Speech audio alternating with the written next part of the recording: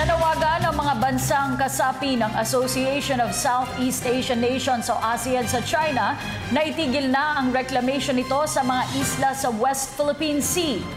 Inihayag ito ng mga miyembro ng organisasyon sa idinaraos na foreign meeting nito sa Kuala Lumpur, Malaysia. Kaugnay nito, sinuportahan ng ASEAN ang panawagan ng Pilipinas na buo ng Code of Conduct sa West Philippine Sea. Sinegundahan rin ng Amerika ang naturang hakbang tungo sa pagtataguyod ng kapayapaan at seguridad sa rehiyon. Gayunman, hindi natitinag ang China sa posisyon nito sa naturang issue. Hirit nito, hindi ang ASEAN ang tamang lugar upang lutasin ang naturang usapin. Ang detalye sa ulat ni Benj Bondo. Panahon na upang itigil ng China ang reclamation nito sa West Philippine Sea. Ito ang nagkakaisang posisyon ng mga bansang miyembro ng Association of Southeast Asian Nations sa usapin ng agawan ng teritoryo sa West Philippine Sea sa ginaganap na pulong ng mga foreign minister ng mga bansang kasapi ng organisasyon sa Kuala Lumpur, Malaysia. Kaugnay nito, binubuo na ng mga bansang kasapi ng ASEAN kabilang ang Pilipinas ang isang Code of Conduct ukol sa pagpapatupad ng mga mekanismo na naglalayong pigilan ng anumang tensyon sa mga pinag-aagawang isla sa rehiyon.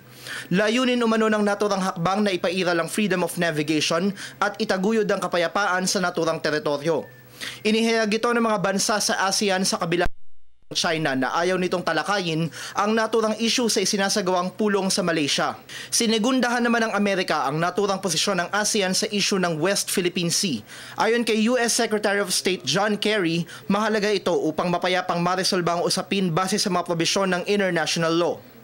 Sagot naman ng Department of Foreign Affairs, nananatiling malinaw ang posisyon ng Pilipinas na lutasin ang gusot sa West Philippine Sea sa diplomatikong paraan.